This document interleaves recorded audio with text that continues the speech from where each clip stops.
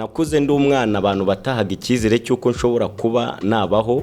Narwaye amavunja kuva hasi mu mano ukagera mu nko ahitwaga hari urugingo rukomeye hose. Ngiye nararwaye amavunja no mu mutwe. Niba ku ishuri bampaga kato urumva nabaga ntambitse ibirenge, bamwe banyita amajyanjari, abandi banyita amazina atandukanye, banyita za katsi ntukoreho. Kugera i Kigali nkabona amatara mu buzima naketse ko ngeze nko mu ijoro uko nabonaga nakuze. Isafuriya batekagamo ni y'inka yanyweragamo, ni y'ingurube yariragamo. Buriya iyo urwaye amavunja hari abantu benshi bakubwira ngo amavunja ngazana ubukire. Abandi bakavuga ati reka amavunja ni umwanda. Ariko ngewe ubu ngubu nago mbifata nk'umwanda, ahubwo mbifata nk'icyorezo cyaje. Ariko ibyo ari byo byose niba naranayarwaye ahanganisha ni mu bukire. Aba Barundi bano baturanyi bacu bari bakure cyane. Ahubwo sinibaza uburyo niba abaturanyi barabashije guca zira ndirimbo z'ibishego kandi akaba ari abahanzi bacu baziririmbye. Harimo nababo, ese kubera iki ubundi twebwe ubwo buraya twagumya tukabushyigikira? Uyu munsi uri gukora ibyo bintu by'ibishego, ariko inshuti yanjye ibuka ko ahantu uri kugana ni mu bukuru. Uzabyara bazagukomokaho, ese bazaza bumve bya bintu wanditse, bya bintu watoje gukunda abantu. Umwana wawe nubimubonamo yarabigize nk'umwuga, bizagutera ikibazo kandi ari wowe wabiteye. Nka Yago ari kubona ndi umunyamakuru, ariko ndashaka ko abantu bamenya ko ngomba no kuririmba bigakunda. Akemera akiyambika urubwa, akitera igisebo kugira ngo avugwe, ngo hanyuma nakora yandirimba ubwo yaba mbi cyangwa nziza mbese tuzayikunda. Kubera ko yavuzwe cyane. Ese niba uzi ko ugiye gukora ibintu byiza, uzi ko hari icyo biri bufasha abantu, buriya ni ngombwa kugira ngo banze gukura umutima abantu ngo bagufateho umwanya. Hari story yigeze kuza ngo umugore ngo asigaye amukubita urukweto. Ariko nkibaza umuntu wagiye mu rugo kwa Meddy akajya gufata video bari kumukubita urukweto, akaza kabizana ngo iyo nkuru ngo mu byukuri tujye tuvuge nawe ufite ubwenge bukontorora buzima, wakumva ko Meddy yafata video ngo bamukubita urukweto ngo agashyira hanze. Ko ari ukugira ngo rero nawe ngo atwikire ya ndirimbo ye. Rero nta nubwo ari we gusa. Reba Bwiza, umuhanzi Bwiza yanyuze kuri wa mutipe wisokoza nk'isake. Aramubwira ngo bahimba inkuru angafite ngamashusho ngo ashaka gushyira hanze wagaragaza asambana. Mu byukuri ngewe uriya mutipe uburyo nzi n'umunwa agira n'ibyo avuga, ntago yari kubivuga n'amagambo gusa, yari kuba yarashyize ayo mashusho hanze ako kanya. Nibyo byari kumuha hiti kurusha uko yari kubivuga n'amagambo. Rero abantu mwirindiriza inkuru z'udutwiko. Rero Bruce Melody, garuka mu baraperi babandi bakureze, bamwe wita nka papa wawe ukurikije ibyo Jay Polly yaririmbye muri icyo gitero. Bro, Jay Polly we urupfu yararurebaga, yabyiyumvagamo. Guca yudoringa itabi uteze nka papa motari, paparika imbere y'insimbi batajya bagenza umuhanda. Nubyuka mu gitondo wibuke gusenga Imana, uyibwira agahinda kawe n'ibikubabaje byose, usabira abanzi bawe babona agakiza basenge, abagushuka bo bahunge bagutega iminsi basange.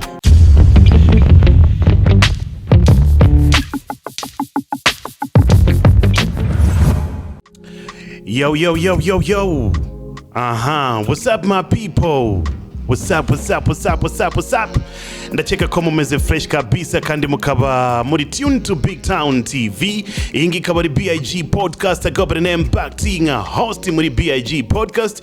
Gahunda zikaba zimeze fresh kabisa. Reka mbatumire mwese mwicare hanu hamwe, mutuze cyane, mufate telefoni zanyu cyangwa TV zanyu, maze muzituninge kuri BigTown TV, maze gahunda ziraza kugenda fresh kabisa. Uyu munsi muri BIG podcast na nubwo ndi bubatinze cyane ndi kumwe n'umwana wavukiye Ngororero. Uyu mwana akaba yaciye mu buzima bukomeye cyane. Uyu munsi yashaka kudusangiza amateka ye, atubwire n'ibindi byinshi cyane. Akunda kwinjirira mu bintu byinshi bitandukanye maze akabicyokoza bikaza kugenda neza. If you're ready, my people, stay with us, and I'm so glad to be with you, my people. Don't forget to subscribe to BigTown TV, and this is BIG Podcast. Let's go. Ndi kumwe na Malaika hano muri studio za BIG Podcast. Umwana wavukiye Ngororero arashaka kudusangiza amateka ye gatoya, ariko before we continue akakanya nkaba muhaye ikaze. Malaika, welcome to BIG Podcast. Give me 5. Umeze fresh? Thank you. Yeah, man. So ari sengesho afite akunda gutangira naryo, reka atangire ni sengesho, and then we're going to be back and we're going to talk a lot of things. So stay with us. Mana data wa twese waremye ijuru karema na rapu, nkweretse iby'injyana yatewe n'igini biti gishegu, baba rapa biwa bari mu bishegu bari mu matiku, baba nakumuhaba buzo bavugira bari mu kaga bari mu mwanda, niganaje ndi muganga muri y'injyana gabanye tiku gabanye gati, ndeba mbone minori mwana wa mama w'intore, nyita umunyagihugu uri ku rugamba sinkangwa amagini, ndeba mbone minore mwana wa mama w'intore, meze nk'inkotanyi cyane niri ku rugamba ntikangwa amagini, kandagira amagini, kandagira amagini, intare ya kanwa Kenny Malaika. Yes, Kenny Malaika, amakuru y'iminsi kuko hashize igihe kinini tutabonana, and for the first time tukaba twicaranye muri BIG Podcast kugira ngo tuze kuganira byinshi. Ndabesha? Ntabwo beshya cyane kubera ko ngewe Kenny Malaika ubu tuvugana ureba ahangaha. Mu rugo iwacu ni kure cyane, dutuye mu misozi ahantu bita mu Ngororero nkuko wabivuze, ntabwo beshya. Ngororero iwacu rero ntago uko mwajya munkenera najya mboneka buri kanya kubera ko turacyatuye mu cyaro. Okay. Kandi icyaro mvukamo ni ngewe muhungu mukuru mu rugo bafite, baba bumva ko mama wanjye ari gusaza mba muri hafi, ariko rimwe na rimwe nkitanga nkaza. Okay. Ken Malaika, ufite story y'ahantu wavukiye, ukuntu wakuze kugira ngo uze gukandagira i Kigali, byaje kugenda gute n'ibindi byinshi bitandukanye. Ndifuza kumenya background gatoya story, and then tuze no gukomeza mu bindi. Nge Ken Malaika ureba hano amazina yanjye banyita Mbarushimana Theoneste, ndi umwana uvuka mu karere ka Ngororero mu murenge wa Ndaro, akagari ni Kabageshi, umudugudu bawita Ruhanga. Ndi umwana ufite amateka, ariko ubu ndi umusaza, ariko mu buzima bwanjye mu buto bwanjye. Okay. Nakuze ndi umwana abantu batahaga icyizere cyuko nshobora kuba nabaho. Hari icyorezo kigeze gutera, sinzi niba abantu bose bakizi. Icyo cyorezo bakitaga amavunja. Nge rero narwaye amavunja, ubu gutya izino ntoki zanjye uri kureba, narwaye amavunja kuva hasi mu mano ukagera mu nko ahitwaga hari urugingo rukomeye hose. Nge nararwaye amavunja no mu mutwe. Hari akantu ntajya nibagirwa, rimwe na rimwe hari umudamu waje mu rugo ari mu gitondo cya kare ndabyibuka, niyambariraga igipira kirekire kuko abantu bavukiye mu cyaro barabyumva, nta tuntu tw'utukabutura twahabaga narenzagaho. Uwo mudamu araza nkoraho gutya yumva umuriro mfite, abwira mama afite agahinda kenshi ngo uyu muhungu wawe nago yarenza ino mpeshyi, ngo akiriho. None ubu nishimiye ko ndi gukora iki kiganiro mu mpeshyi, kubera ko iki gihe hari cyo kinyibutse. Yabwiye mama ngo ndabona ino mpeshyi atayirangiza kubera umuriro w'amavunja mbona afite. Okay. Ku gasozi wacu nge navukagaho, aho mvuka, abantu muri quartier cyangwa uko bantwaraga baranenaga. Kunena sinzi niba abantu bumva icyari cyo. N'umuntu niba ku ishuri bamaga kato, urumva nabaga ntambitse ibirenge, bamwe banyita amajyanjari, abandi banyita amazina atandukanye, banyita za katsi ntukoreho. Kukwita katsi ntukoreho rero ni igihe ugenda utambitse ibirenge, kimwe kiri kureba east kindi west. Noneho ariko ukanga ko akatsi gakoraho kakagutoneka muri bya bikomere. Nuko rero nagendaga nge banyitaga akatsi nukoreho aka majyanjare. Ariko majyanjare no kuvuga ngo ngewe ariko sinari kwirenganya kuko nubundi nge mu rugo uko nakuze kugera i Kigali nkabona amatara mu buzima naketse ko ngeze nko mu ijoro. So mu rugo ahantu tuvuka nge nari nzi ko y'umuntu agiye mu mwijima hari ukuntu ufata igishirira, sinzi niba abantu bacyumva, ukagenda ukizunguza gutya gitanga urumuri rutoya. Ariko ku buryo niyo wava hano navaga nk'ahantu nkarenga umusozi bantumye ahantu ngenda nzunguza igishirira kugira ngo ubashe kubona, kugira ngo ngewe mbashe kubona. Ngewe nakuze ntago ndi kwiyemera cyangwa se ntago ari story yo kubeshya, ntago ari story yo kubeshya. No kuvuga ngo isafuriya twe mu rugo uko nabonaga nakuze, isafuriya batekagamo ni y'inka yanyweragamo, ni y'ingurube yariragamo, aho twaryamaga ngiye nabo nari nzi ko umuntu kwibanira n'amatungo n'inkoko n'ihene. So ugasanga cyacyorezo nubwo nari ngifite, ariko ahanini bitewe n'iterambere ry'aho hantu uko twari tumeze, wasangaga bituruka kuri ibyo bintu. Ariko cyari wasangaga hari n'abana bo mu bakire bafite icyo kibazo. So rero Imana iza kunkura aho hantu inzana i Kigali. So i Kigali waje gute? Kuko umwana wavukiye hariya Ngororero mu byaro, ubushobozi buri hasi, imvunja ahantu hose mu mubiri. For the first time kuzi Kigali waje gute? Nge kugira ngo nzi Kigali naje kurwara cyane, indwara mu urubavu bakajya baruvomamo amazi, ariko ari indwara yizanye. Ndagenda mara amezi 9 mu bitaro bita ku Muhororo, iwacu biri mu Ngororero. Muri ayo mezi 9 ashize, urumva wa mwana wari waramenyereye amavunja, amezi 9 ndyamye mu bitaro. Amavunja yari yaratangiye kugenda agabanuka, nta hantu mpurira na zambaragasa. Buri munsi bahora banyitaho. Nza gusaba mama ndamubwira ati kureba ko nari ntangiye koroherwa, waretse sinsubire ko njya mbona abana benshi baza baturutse i Kigali basa neza, waretse nkabaza inzira ijya i Kigali nkigira i Kigali, sinsubire mu cyaro kugira ngo nzongere kurwara amavunja bigeze hariya.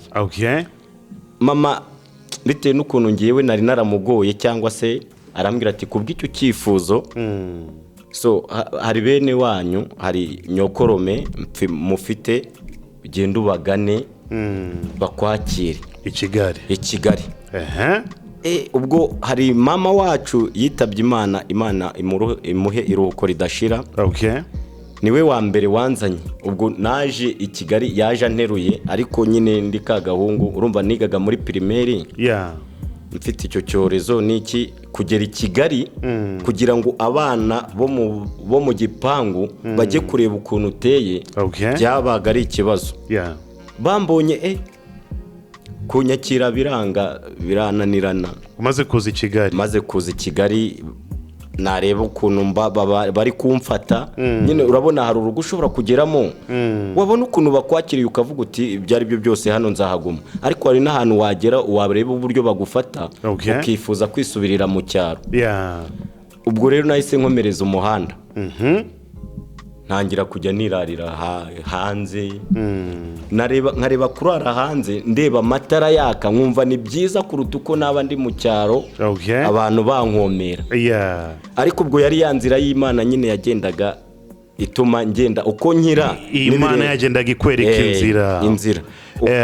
Rekana na ziriya mvunja cyahano. Noneho bwa buzima nge nabayemo bwo mu mwanda hasi, uko n'uburyo nakuze bwatumye rimwe na rimwe naricaraga nkigunga, kuko nta nshuti nagiraga. Nicaraga ahantu hanjye nyine, nkumva inshuti yanjye mfite ni Imana mbwira ibibazo na mama wanjye gusa. Ariko ibya telefone nta phone nagiraga. Nkicara kagahinda kanjye nkakandika.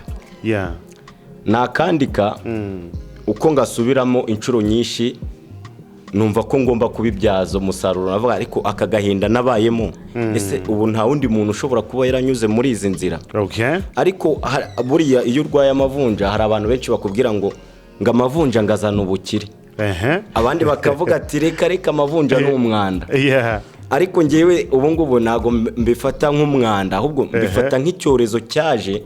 Ariko ibyo ari byo byose niba naranayarwaye ahanganisha ni mu bukire, kuko ukurikije n'akarere mvukamo, ukurikije n'umusozi nkomokaho, ugakurikiza n'ubuzima nakuriyemo, ubu tuvugana kuri ngewe nibonamo umukire. Umuntu ashobora kundeba akavuga ati reka da n'ubundi se ko nawe mbona, ariko muri ngewe mbese nkurikije naho navuye ubu nibona mu mukire. Ahubwo Imana ishimwe kuba ubu nonaha ndi mu biro bya BigTown ndi kumwe. That's what's up. That's what's up. Kuri BIG podcast ni benshi bazaza hano, ni benshi tuzavugana byinshi bitandukanye, ariko all in all dushaka kumenya aho umuntu avuye, ukomeze n'ukuntu yahindura ubuzima bw'abandi bitewe n'amasomo cyangwa n'inzira yakiyemo akaza kutwigisha. This is BIG podcast. So Malaika amaze kugera i Kigali, ubuzima bwatangiye guhinduka buhoro buhoro kugeza uyu munsi.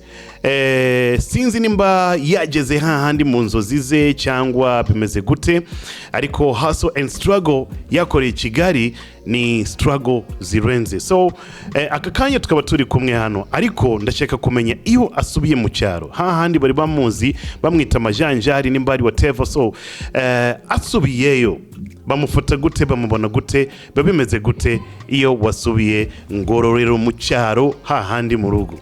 Munyihanganireho gatoya mbabwire nanone impamvu bamfata uko. Ubwo urumva muri kwa gukurira muri bwa buzima bw'i Kigali, no kuba muri bwa naganiriye n'umuntu wa mbere, hari umupromota bitaga G-Pack. Uwo nagiye kuba mu gipangu iwe, ariko nsanga n'umuntu ukunda umuziki. Hanyuma uko muganiriza kagahinda kanjye ambwira uburyo ngomba kuvamo umuntu w'amateka. Ariko ngiye nabireba nkumva nago ni ibintu bitabaho. Rero arambwira ati aya magambo uri kwandika ushobora kujya muri studio ukayabyazamo ikintu gikomeye. Ariko mubwira ko ubwo bushobozi ntabwo mfite. Angira inama, aranamfasha, ntera intambwe ya mbere njya muri studio. Emita nkora indirimbo yitwa Ikigare. Indirimbo yitwa Ikigare nakoze. Icyo Kigare naragikoze gituma mu cyaro aho ngaho iwacu. Iyo yagezeyo nge ntaragerayo, abantu benshi bakavuga ngo se reka ibi bintu aririmba niwe byabayeho, kubera ko bameruka nyine ndi majyanjari.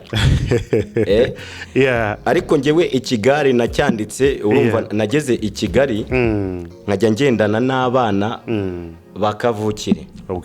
Reka ariko mbivuga ntibanyumve nabi, abana bakavukire b'Ikigali bavuka i Kigali, kubera ko nari muto bakancuka nkajya nirirwana nabo.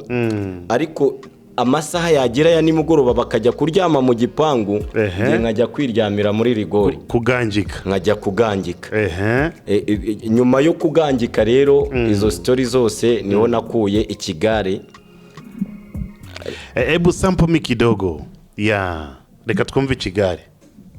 Iyo uri mu Kigare uba umeze nk'umuntu usinziriye utazi aho agana, nta n'umwe utakizi, benshi cyabiciye viziyo. Kuri nge kiragatsindwa cyampombeje byinshi, nicuza umwanya nataye ndi mu ruzerero rw'Ikigare, dore ko gikataje muri benshi hanze aha, gituma wibonamo utari we, nticyatuma witekerezaho. Nabonye benshi cyaciye mu miryango, nticyita ngo uyu ni umukire n'umukene ntawe gitinya kirabashuka, gituma wirarira ukiyita amazina y'ababyeyi ukayata, ntikiguteguza wisanga ukirimo, ntiwagicika cyakwitumye kiragutwara, ukishinze uri muto usazira mu ruzerero. Mwana muto nyereka ugendana nawe nkubwira uwo uri we. Ikigare. So iyo ndirimbo yahise igera mu cyaro iwanyu hariya mu Ngororero? Yageze mu Ngororero.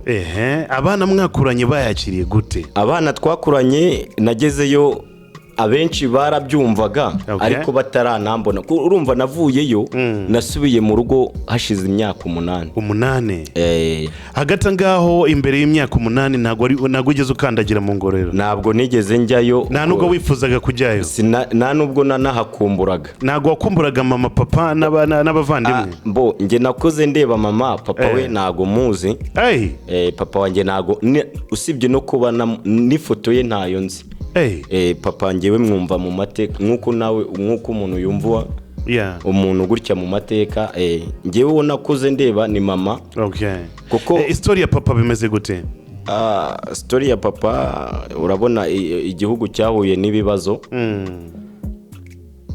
papa rero numva ngo yaragiye mu ntambara gutyo ntago yagarutse ntago mbese nituzi niba yarapfuye cyangwa abaho nuko mba mbyumva urumva kera noneho mu rugo rukennye abenshi nta n'amafoto babaga bagira bitewe n'ubuzima babaga babayemo so sorry for that umaze gukora akaririmbo kawe gahunda zimaze no guhinduka hari ukuntu byatangiye kumera fresh usubiye ngororero hari abajeni mwakuranye abajama bari bakuzi muri quartier bamaze kumva akaririmbo babyakiriye gute bakwakiriye gute cyangwa bagufata gute mbo n'ubu ngubu iyo mpageze usibye no kureba bona usibye no kumva ngo nararirimbye ngo ndi umuhanzi bo barandeba bakavuga ngo ese birashoboka ko uyu nguyu ari wa wundi witwaga Majyanjari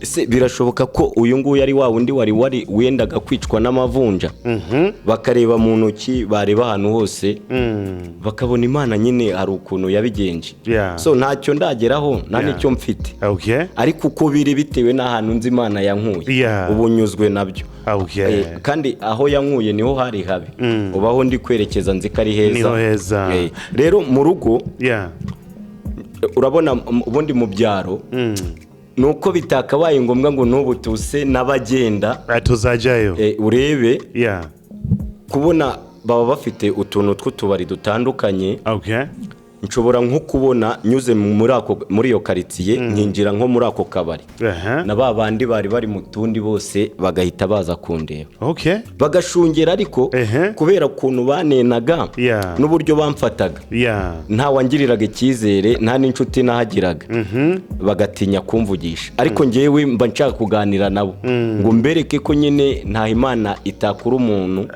bakubona nk'umuzungu wavuye muri Amerika cyane oya uba wumva abakecuru baho bari kuvuga ati yewe amahanga ararera noneho rero icyaje kubakubita rero sasa urabona muri guma muri corona igitera haje icyo bita guma mu rugo guma mu rugo rero urumva buri mubyeyi wese wabaga ufite umwana i Kigali yaramuhamagaraga akamubwira ati bimeze biti ubwo nafashe natashye n'amaguru ngewe kuva hano Nyabugogo kurinda ngeze mu ngororero kandi nagendaga kaburimbo gusa kubera ko napanya narinzi nagendaga umuhanda nsoma icyapa mvuga ngo ngororero natashye n'amaguru ayo ni amateka no ku gasozi iwacu aho mvuka barabizi urumva kwinjira mu karere ujya mu kandi byabaga ari ibintu bigoye noneho rero ngewe naragiye ngura ikintu bita agakono sinzi niba ukazi arya agakono kaba kameze gute agakono ni akantu babumba mu ibumba ubundi twebwe tukita kabya hari akabya ni gatoya ku gakono hari inkono n'agakono n'akabya nk'uko bakora amasafuriya hakaba inini agato nyine tugenda naguza ako gakono bamagarika bati kugiye nka bati mvuye kugura inkono ku isoko mu rugo naho imbere nuko nagiye mpaka nagezeyo ikintu bankandishaga imitumba y'insina sinzi niba uyizi iyo mu rugo rero unaniwe cyangwa se wumva bafata umutumba bakawushyira ku ziko intambabura twe zihari n'ubu nageze mu rugo nsanga turacyafite iziko. Okay. Gusa iryo terambere ry'imbabura ryo nzaribagezaho kubera ko aho ngana niho heza. Imana izabimfashemo. Okay. Urwo rugendo rwo kuva i Kigali kugera Ngororero rwagufashe amasangahe, iminsi ingahe cyangwa ibyumweru bingahe? Nabyutse saa 9 z'ijoro. Ndabyibuka nari ndi kumwe na mushuti wanjye twabanaga muri ghetto. Kubera ko umupeti nawe yari imfubyi, we yarambwiye ati se ko ugiye iwanyu kandi twabanaga ngewe ndaza kwerekeza he. Ndamubwira we ngwino tujyane mu rugo, mama nawe nyine arakubera mama wawe. Okay. Umusore wanjye twahetse baga y'imyenda, urabizi ko yo wajyanaga byinshi bumvaga kuri guhunga. Rero twajyanaga dukeya, turagenda twagurutse saa 9 z'ijoro.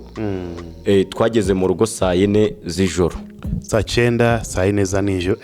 N'amasaha menshi cyane. Kubera ko mukandagira buhoro buhoro mugenda tu cyane, nago twigeze ducumbika mu nzira, twarakandagiye. Ubwo rero kugerayo muri cyagiye cyo kugera mu rugo nge nasanze ndi umusitari. Okay. Barakunze ya ndirimbo bita Ikigare. Buri muntu akambwira ati iyi ndirimbo ko wagira ngo wayandikaga ari nge twicaranye. Ati ibi bintu wabikuye. Ariko icyanshimishije kurusha byose, nagezeyo mama wanjye nsanga arambwira ati ko bavuze ngo umuhanzi. Mwana waririmbye no kuri iyi ndirimbo no kuri ibi bintu bya corona. Icyo gihe nicyo namenye Malaika. Mu gihe cya corona twabonanye aza kumbwira ngo arashaka interview, arashaka kujya muri studio, arashaka kuririmba ibintu byinshi cyane. Ahita nkubitira ngo corona way, something like that, and I was like what? Corona we. Corona ni virus yaduteye hano ku isi, mbega umukaritasi waduteye virusi. Corona sha corona sha niga. Corona mu bamotari, corona muri sireyi, corona mu bucuruzi, corona muri polisi. Corona yigize danje ifata ubukungu ibushyira hasi. Corona mu baririmbyi ifata abasazi bashyira down. Corona muri sireyi ifata abahungu ibabika mu nzu. Nsengero zirafungwa, amashuri arakingwa. Corona we. Corona sha genda warambabaje corona we. Angaho niho hiti zatangiye kuba hiti ikije cha corona. And then life irakomeza. Malaika, reka story yawe tuzabigarukaho next time kugira ngo tuyinjiremo deep kuko ndashaka ko tuza no kuvanga n'ibindi.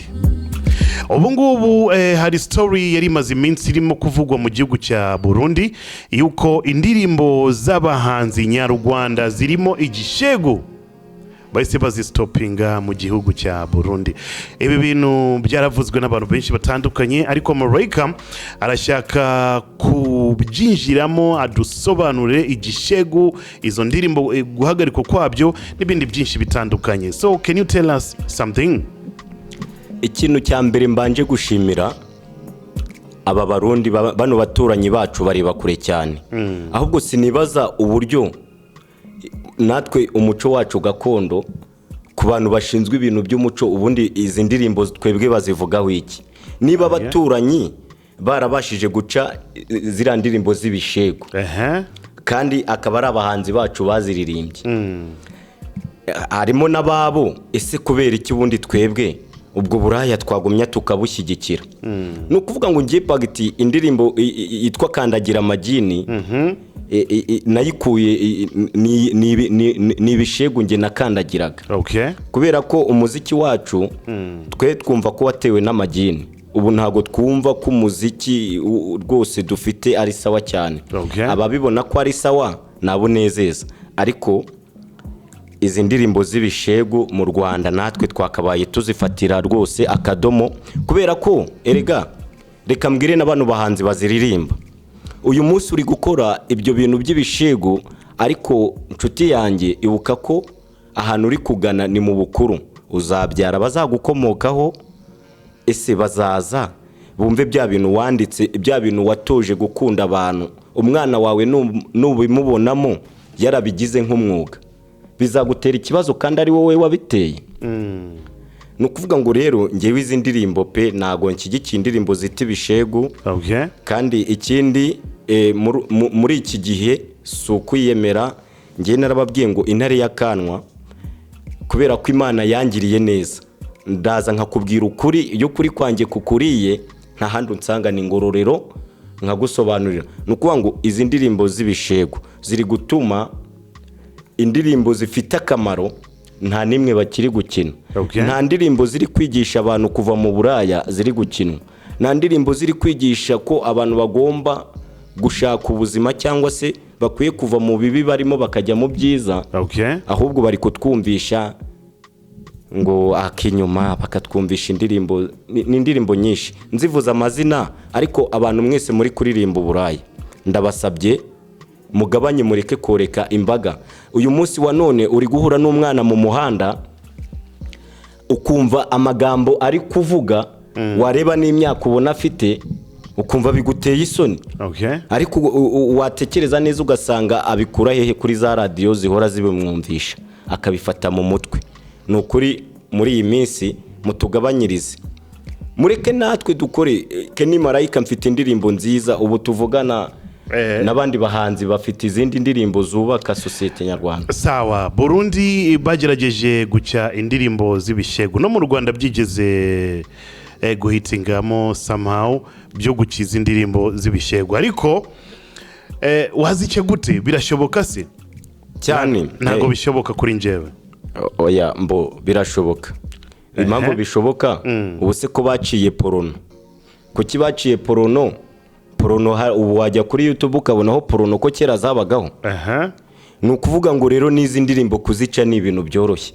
Wafata n'indirimbo uvuga ngo yishyize kuri YouTube babona ari yo kuyobya abantu. Okay. Iyo ngiyo wajya kuyireba ukayibura. No, ugiye kuri YouTube hari amategeko ifite izi porno cyangwa pornography, no kuri YouTube zirahari. Zirahari ariko hari age restriction, kuvuga ngo nimba ufite imyaka runaka 18 no kuzamuka account yawe warafunguye mere yawe n'ibice byose ugasigninga bahita bakwemerera ukabireba. So izi ndirimbo zasohotse sibyo, tuvuge indirimbo z'ibishegu zasohotse ari nyinshi cyane mu mwaka. Izi ndirimbo zagiye zahitinze mu Rwanda, zifungura border zigera i Burundi. Abantu baravuga ngo reka tuzice, baziciye. Ese wazica ku ma radio station i Burundi, wazica no kuri YouTube? Abantu bamaze no kuzumva, kandi narabonye abantu benshi kuno baba bameze iyo wavuze ngo twaciye iki ngiki niki, abantu nibyo nubwo bajya kugishaka noneho byanyabyo avuga ngo we want to see it, ngo turashaka kubireba, ugasanga views zirimo kwiyongera. Kubera iki? Kubera ko batangaje ko twaciye bino bintu. Abantu bakunda ibintu biri weird kwisi, so bazica gute? Byashoboka izi ndirimbo z'ibishegu dore ukuntu zacika. Mu by'ukuri ubu tuvugana leta hari amategeko idusaba gukurikiza. Okay. Ubu ngubu bakubwiye ngo mwebwe bahanze, okay, ntago ari uko twanze ko muhanga cyangwa muririmba, ariko mu byo ugiye kubanza niba ibintu wanditse ugiye kumvisha miliyoni 10 ubanze utekereze birubaka iki muri societe nyamwinshi y'abantu. Ese birangiza iki muri iyo societe? Nukuvuga ngo nuramuka wanditse ibyo bintu, hari abantu benshi babikurikirana bagasanga ubu se na abantu wagiye ubona bashyira ibintu ku ma Twitter bakabizira. Nukuvuga ngo nizi ndirimbo uramutse wanditse ibyo bintu ukabuzi ko ari ibintu bibi kandi uri kubyumvisha abantu kugira ngo bigire icyo bibangizaho bakagukurikirana, nta muntu wakongera kuririmba izo ndirimbo z'ibishego. Kandi izo ndirimbo zose barazima, nago babi dropping straight up. Hari ukuntu bagenda bahishahishamo utuntu baduhishahishamo, ariko kuvuga ngo baduhishamo kumukurikirana bakurikiranye umwe babiri, nta wa gatatu wakora iryo kosa. Ese igishego kigutwaye iki? Kuri ngewe igishego mba mbona hari ibyo cyangiza. Nk'ibiki? Uri kubona abana batoya mu by'ukuri bagiti nawe turi abantu bakuru, reba wicaye ufite umupeti w'imyaka 5 ukumva mu kanya ari kuririmba ngo ndakurya k'inyuma. Se mu by'ukuri bagiti ubwo hari n'abashyitsi wowe ntago wagira isoni, biteye isoni. none se kubera iki twagomya tukabishyigikira? Noneho hari n'ibindi byinshi yaririmba kumva ngo ndagukomangama. Ibyo bintu mu by'ukuri tujye tuvugisha ukuri. Hari wabonye, reka nguhe urugero, ubundi iyo uvuga ibintu nka biriya uretse ko nubwo bagushyigikira ariko nta hantu byakugeza.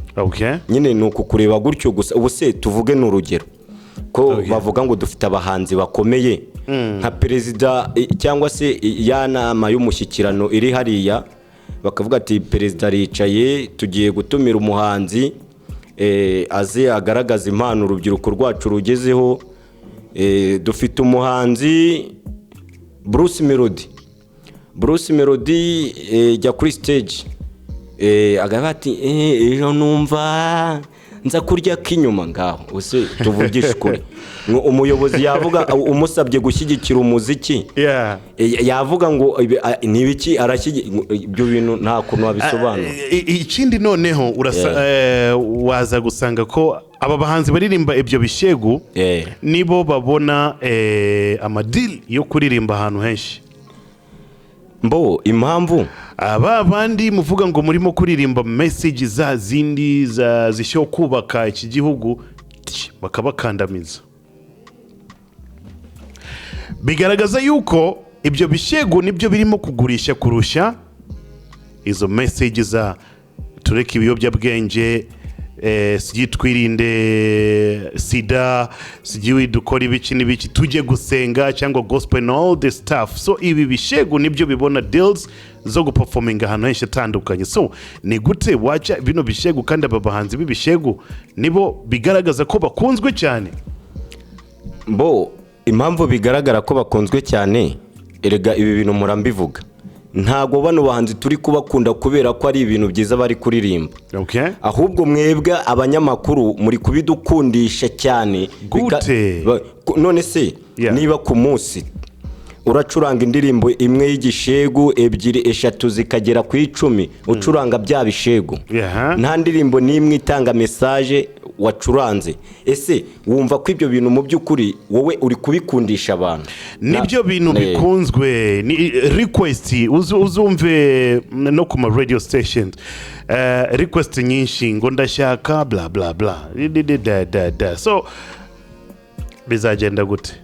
Ngewe igitekerezo cyanjye numva reka ngire inama bano bahanzi. Wenda abenshi barantuka cyangwa se nibanantuke, ariko ngewe ndababwira ukuri nigendere nk'intare y'akanwa. Ni ukuvuga ngo ibintu uri gukora uyu munsi wa muhanzi we ni message ndi kukubwira, uri kubiraga abazagukomokaho. Umwana wawe uri kuraga ibi bintu bibi uri kuririmba, wowe uzi ko biri kuguhesha umugati nonaha, ariko hari ibyo uri kwangiza mu muryango wawe ejo hazaza. Bizangiza bamwe bagukomokaho. Rero yakabaye abikora wenda akabyumvana na famiye ye, ntago yakabaye abishyira mu mbaga nyamwinshi kuko yangiza abana banjye, yangiza aba bagiti, yangiza abundi muntu. Mbo ntago nashyigikira ibishego. So baguhaye ubushobozi bwo gukuraho izi ndirimbo z'ibishegu, wazikuraho?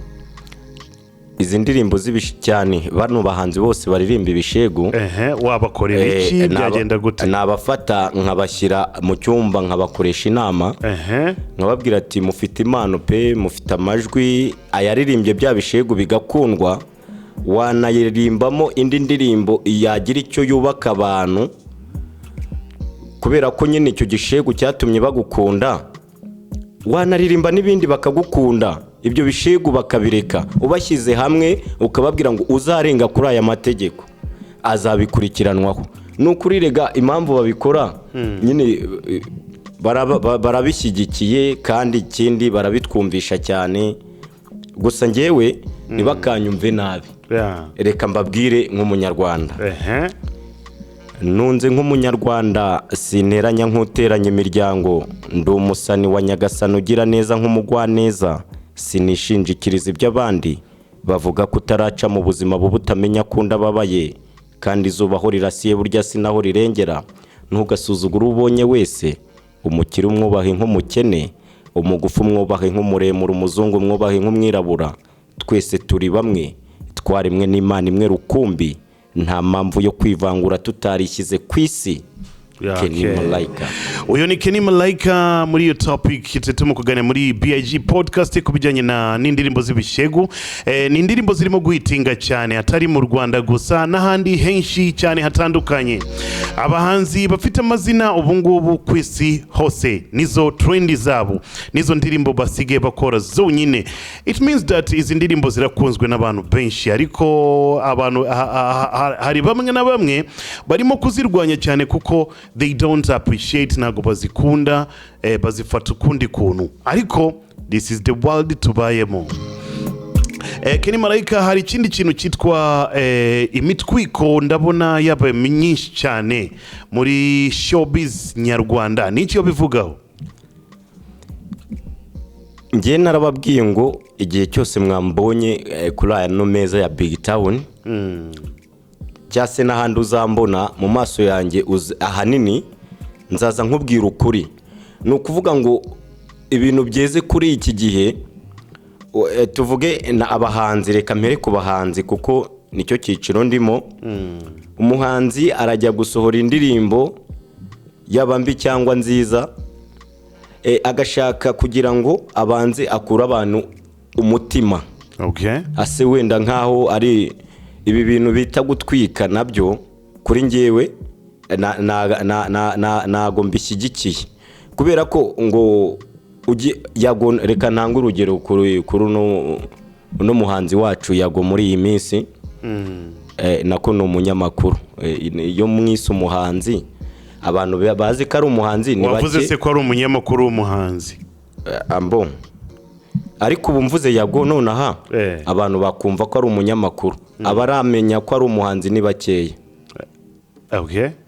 Ni ukuvuga ngo rero nka yago ari kubona ndi umunyamakuru ariko ndashaka ko abantu bamenya ko ngomba no kuririmba bigakunda akemera akiyambika urubwa akitera igisebo kugira ngo avugwe ngo hanyuma nakora yandirimba ubwo yaba mbi cyangwa nziza mbese tuzayikunda kubera ko yavuzwe cyane muri icyo gihe bari kumwitaho arahita nasohora yandirimbo ngo tuyikunde.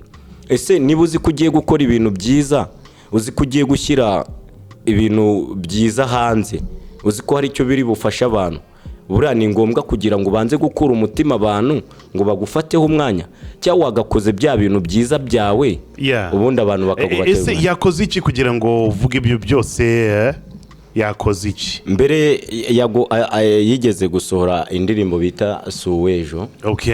Ira ndirimbo dukurikije n'amateka yayo ubundi Suwejo ukurikije uko yago yayikoze ni indirimbo nziza itanga n'ubutumwa. Ariko wakumva Suwejo wakumva na elementi ukananirwa gutandukanya yago na elementi. Bivuze iki? Elementi yagiye muri studio ara recording ibintu byose yago ajya gusubiramo yago yumvisha ari sawa agira ngo nubundi zindi zose zizaza zimeze kwa kundi we mbese yahise yumva ko ari umuhanzi ntakanyumve nabi ninjya mubwira ngiye mbamubwiza ukuri nyine nk'umwana wa Ngororero. Ni ukuvuga ngo yago agikora ibyo abonye birangiye yatangiye kujya azana story ubundi tumumenyereye nk'umuntu uzamura abahanzi bakoranaga yago watwitse nkuko nyine tuvuga ngo gukorana na bagiti gutyo ubu natwitse. Yago rero ahita ajya kuririmba agatangira gufata story zo kwisebya kugira ngo asohore yandirimbo bayumve. Kwisebya gute? Hari aho yayisebeje bazana inkuru hari umukobwa wigeze kumwirukaho cyane ngo yaramwambuye bamwita ngo niba ari smart girl. Ahanini najyaga mureba nigeze no kumuvugaho ariko nza gusanga nyine ari ibintu yago wagenda yishyiraho agahimba inkuru nyuma azango kuzana ibyo kwamamaza biriya babiri sinshaka kubivuga. Yago ariko izo nkuru zose kwamamaza ubutinganyi gute? no kuvuga ngo yagowe ibyo yabikoze gute? I have never heard anything about that. Oya ibyo yashatse kwamamaza ngo babyita ibyo bintu nirinda kubivuga. Urabona umusore guhamagara abakobwa barenze umwe, imvugo babyita muri iyi minsi, ntago nshaka kubivuga ariko ubwo abantu babyumvise. Ubwo rero ka batatu ngaho ibaze yabinyujije muri iyo kata. Noneho ibaze keretse karagatwiko cyangwa karagatwiko we urumva yarabikoze yari recordinga avugana n'ura mukobwa tujye gutwika atari byanyabyo ntabiko byari byanyabyo. Urabeshya man, byari agatwiko oya byari agatwiko. No kuvuga ngo we ashaka iyo nkuru burya yihimba ubundi agatwikira ya ndirimbo. Ikintu gitangaje nuko no ya ndirimbo we uburyo aba yiteze atari ko abantu bayakira. Ugasanga n'ubundi ibyo yakoze bura yaruye ubusa. Ubu ngubu se nta ndirimbo uzi yasohoye nshyashya, yabuze ibindi azazanamo byo kwanga. Ariko n'umuhanzi mwiza kandi aririmba neza. Mbo ubu tuvugana nago ndi bumwite ko ari umuhanzi mubi. Ni umuhanzi mwiza pe, kubera ko nyine ibyo akora kuri we ni byiza, ariko kuri njyewe ntago ndabona ko ari byiza cyane kuruta uko igihe yago ubu tuvugana. Nago nabivuga ndi hirya, abantu bamukunda ni benshi ndabizi. Ubu wasanga benshi ntibazi iyi topic cyangwa ibiturimo kuvugana, reka tutaza kubifungira kwa yago wenyine. Ume n'izindi examples z'abandi bantu. Reka ngwe n'izindi nyinshi. Umuhanzi Meddy Ngabo Medali, hari story igeze kuza ngo umugore ngo asigaye amukubita urukweto. Ariko nkibaza umuntu wagiye mu rugo kwa Meddy akajya gufata video bari kumukubita urukweto, akaza akabizana ngo iyo nkuru ngo mu by'ukuri tujye tuvuge nawe ufite ubwenge bukontorora buzima, wakumva ko Meddy yafata video ngo bamukubita urukweto ngo agashyira hanze? Ko ari ukugira ngo rero nawe ngo atwikire ya ndirimbo ye.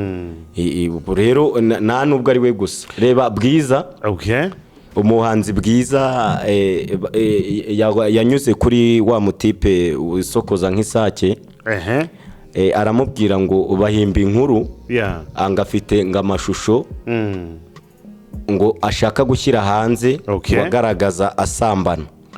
Mu by'ukuri ngewe uriya mutipe uburyo nzi n'umunwa agira n'ibyo avuga, ntago yari kubivuga n'amagambo gusa, yari kuba yarashyize ayo mashusho hanze ako kanya. Nibyo byari kumuha hiti kurusha uko yari kubivuga n'amagambo. Rero abantu mwirindiriza inkuru z'udutwiko ngo kugira ngo abantu basohore indirimbo zikundwe. Ngewe ariko ni technique yitwa ngo crowd seeker. Reka abantu tubakurure gatoya batege amatwi n'amaso maze twite tubakubita puff. Birakorwa n'ahandi mbo ahandi ukuntu ngiye nabonye bikorwa, bafata nk'agace kamwe muri bya bintu wowe wakoze bakabikoramo ukundi kuntu, ariko ubundi ahanini n'ubundi bizagaragara ko wari uri muri cya gikorwa. Naho twebwe uri gufata ngo umugore yamunize, uri gutegurira indirimbo. Aya ni ibintu bitajyanye. Afazari vuga ngo Meddy yagiye kuri video, urumva arwanirayo n'umugore, bajye kureba ni koko n'ibyo nayo ni indi nkuru, ariko biri kuva ku ndirimbo. Wifata ibintu bikura abantu umutima nyuma ngo ubereke ngo wasohoraga indirimbo, naga abantu bazagukunda. Abahanzi batatu ushaka guhereza advice cyangwa kugira inama ni bande? Wa mbere ninde mu bahanzi? na keburaho uwa mbere ni Yago, nawe ni umuhanzi. Mukebure vuba vuba twumve. Yago rwose mu by'ukuri inshuti yanjye, muvandimwe, uri umuhanzi, uri umunyamakuru, ariko ngukebuyeho akantu, uri umunyamakuru dukunda. Kuba umuhanzi ntabwo bisaba ko uzabanza kuzana zino nkuru bitewe nuko abantu bagukundiraga ibiganiro wakoraga, ngo banze kuzana ibindi bintu bitajyanye n'indirimbo ugiye gusohora. Sohora indirimbo yawe tuyikunde, unakore n'ibiganiro byawe bikundwe. Undi wa kabiri Ngabo Meddy, uri umusitari twubaha, umusore rwose waturutse kure ariko ubu ufite ibyo yigejejeho kubw'umunwa we kuko umunwa niwo udutunze. Rero ku rwego rwawe niba ziriya nkuru ari wowe zishobora kuba zaraturutseho mu buryo bwo kugira ngo usohore iyi ndirimbo, ibyo bintu ntuzongere kubikora nk'intare y'akanwa, ndagukebuye. Ikindi cya gatatu, reka ngaruke kuri Bruce Melody.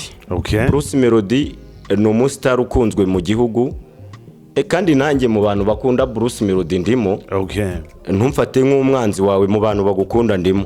Ariko nkukundira he mu ndirimbo wagira gukora nziza zatangaga ubutumwa. Melody, ongera wibuke kera ubundi Melody yari umwana w'abaraperi. Melody ni umupeti w'abaraperi, nibo bamureze. Kera akibana nabo rero akigendera muri ya style y'abaraperi. Melody yari umwana mwiza. Aho atangiye ubu se yabaye umwana mubi? Oya, nago ari umwana mubi, ariko hari imico yize mibi. Hari imico yize mibi ariko yayize kubera ko nyine hari yateye indi ntambwe. No kuvuga ngo rero iyo uri gutera imbere hari n'ibintu byinshi wowe ugira ngo uri kubijyamo ari byiza ariko abandi tukabona ari bibi. Melody icyo gihe akitanga chorus mu baraperi. Ubu Melody sugira ngo hari umuraperi yakwitezaho mu Rwanda. Oya, ubu ntaga kibashaka, ashaka bariri wine, ashaka ba Jay-Z, ashaka abantu nk'abo. Ariko sibyo byiza se? Mbo nibyo byiza ariko se BigTown mu cyongereza bajya bavuga ngo dream big, kabya inzozi zawe zigire impamo. Mbo rero Bruce Melody ibyo arimo ni umurongo mwiza, ni n'ibintu byiza cyane. Ariko nanone umuco ari gufata hanze ntaze kudukundisha cyane ngo twumve ko natwe tugomba guhita tubikunda nonaha kandi tutarabigeraho. Kuko ni ukuvuga ngo we aririmba neza nawe wenda, ariko BigTown buriya impamvu Diamond buriya abatanzania bamukunda cyangwa se uno Harmonize nabonye ari n'inshuti. Ariko azamwigishe bariya abapeti bo ntago bikunze cyane, ahubwo bo bakunze umuziki wabo, bakunda n'igihugu cyabo. Ubu Bruce Melody witwereka ko abantu bari guhogoza cyane, bari kuririmba uburaya, karibo mwakabaye muri gukorana ubu nonaha. Reba na muri bano baraperi bare hari benshi bakaze, ese kuki butakorana nabo? Bruce Melody ntago ari kera cyane, yaheruka gukora indirimbo na Calligraph Jones wo muri Kenya. Ni umuraperi ukaze cyane kandi bayikoze neza. Iyo ni ya kera ukurikije n'indirimbo yakoze nyuma yaho ukuntu zingana nabo yakoranye nabo. Ese kuki Bruce Melody Bruce Melody aririmba neza, ashobora kugukubita chorus rwose ukavuga uti ibyo ari byo byose nkoze hit. Kandi cyane cyane ko ubu muraperi ukoranye nawe ibyo ari byo byose aravuga ngo ubu nkoze hit. Rero Bruce Melody garuka mu baraperi babandi bakureze, bamwe wita nka papa wawe. Ndabizi neza ko nubwo ndabivuga ubu urabyumva, ushobora kutabyakira nonaha, ariko ndabizi nusubiza amaso inyuma Imana ikwereke ko abahoze ari ba papa. Bruce Melody wararirimbaga bikaryoha n'umunyarwanda kumva, ariko abo bitwa abahanzi bagezeyo bafashe yanjyana yabo birengagiza abo baruhanye. Ahubwo bagashaka gutumbagira nawe. Thank you so much. Iyi ni BIG podcast, turimo kugana ku musozo ariko turacyafite iminota mike hano. Reka Malaika muhe time cyangwa akanya ashimire abahanzi babiri bonyine, abashimire. Arabandi amaze gukebura ubu ngubu niyo mvugo yakoresheje, ariko ndamusaba abandi bahanzi babiri yashimira cyane cyane cyane.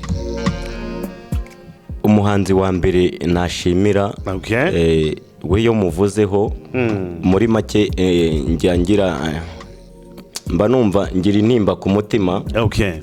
Bwa mbere na mbere ngewe mbona Jay Polly nari ndi muri stade mu haje na Piswe icyo gihe. Jay Polly yatigishije stade ndimo ndapfukama ndeba mu ijoro ndavuga ngo mana, uyu muntu tubaye twicaranye gusa nkamukoraho mu ntoki. nahita menya ko uri Imana ivuga kuko bikaba. Okay. Izo nzozi zaje kuba impamo. Jay Polly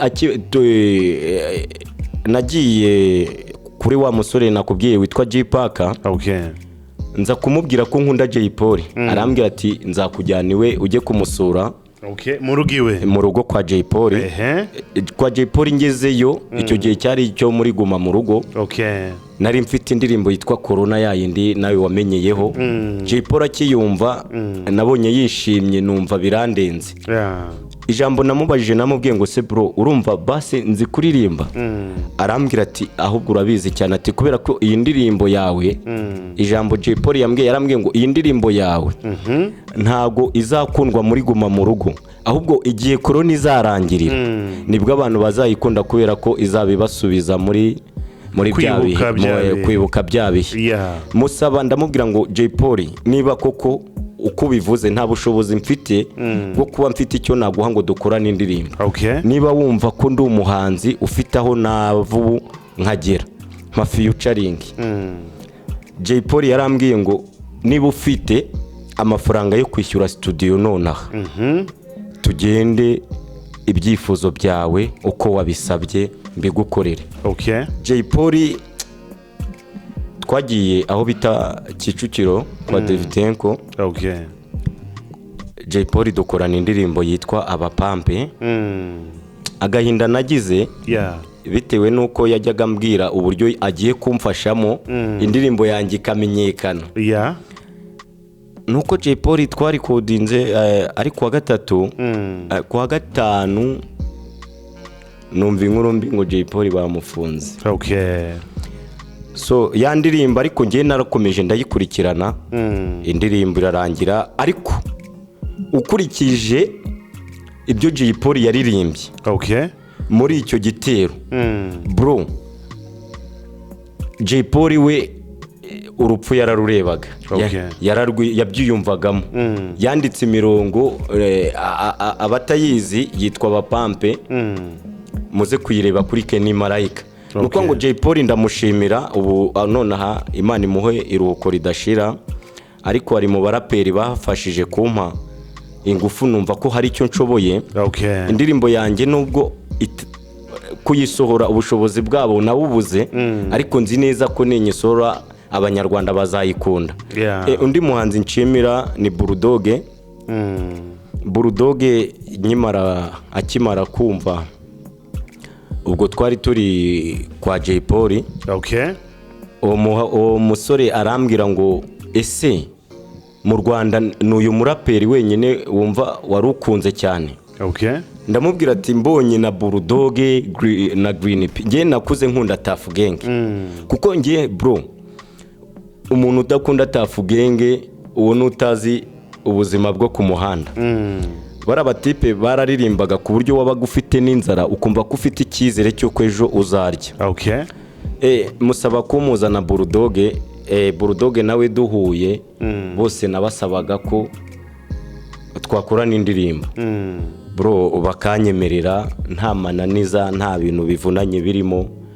Mbese ibyo bintu bituma numva ko ibyo ari byo byose umurongo ndiho uzageraho ungeza. Ariko Jay Polly akimara gupfa kubera amagambo yari yarambwiye n'ibyo yari yaransezeranyije mbonye ko bitagikunze nacitsemo intege mu kuntu.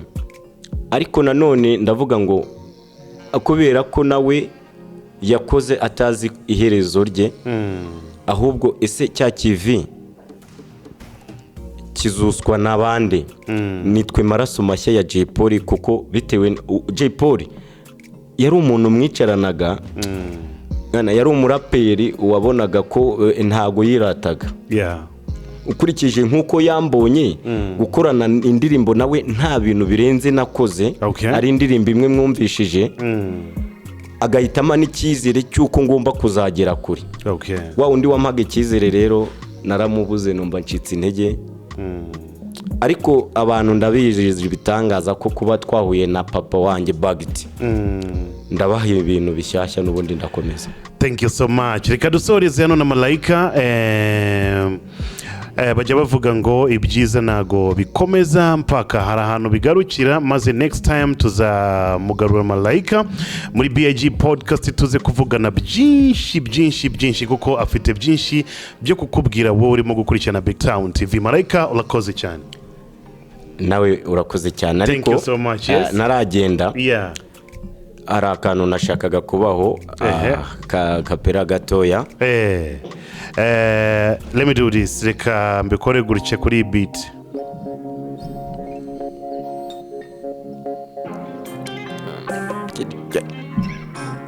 Wow.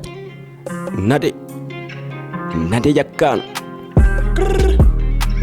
Jeri naraye nkweye saneranyije na meri. Uduceri twose mbonye ntumarida muri byeri. Uduceri twose mbonye ntumarida muri swingi. Uduceri twose mbonye ntumarida mu tude. Nubundi narakubwiye gukunda byeri kwawe biza guca mu miryango bigukude ku babyeyi muri rubanda bakwange ku muhanda bagutinye abana bato baguhunge udandabirana imihanda urimo witesha agaciro mu bana batoya wabyaye bona utomo bufe nka bona utagani utazi nikiri mu mwari none tuki wagweye siguteranyije na mweri yeri nadaye nkwe saneranyije na mere. Uduceri twose mbonye ntumarira muri byeri. Uduceri twose mbonye ntumarira muri swi. Uduceri twose mbonye ntumarira mu tude. Dore inama nakugira itari ya kakanama. Uca yudoringa itabi uteze nka papa motari paparika imbere y'insimbi bataya abagenzi umuhanda. Nubyuka mu gitondo wibuke gusenga Imana uyibwira agahinda kawe nibikubabaje byose usabira abanzi bawe babona agakiza basenge abagushuka bo bahunge bagutega iminsi ubasange ubereke kuri tayari ukareka inzoga n'itabi Kenny. That's what's up. Thank you so much. Kubarimo gukurikirana BigTown TV ngini BIG podcast. The host I go by the name Bakti and kumwe na Malaika hano muri studio za BIG podcast. Until next time turi kumwe turabakunda cyane. Ciao ciao.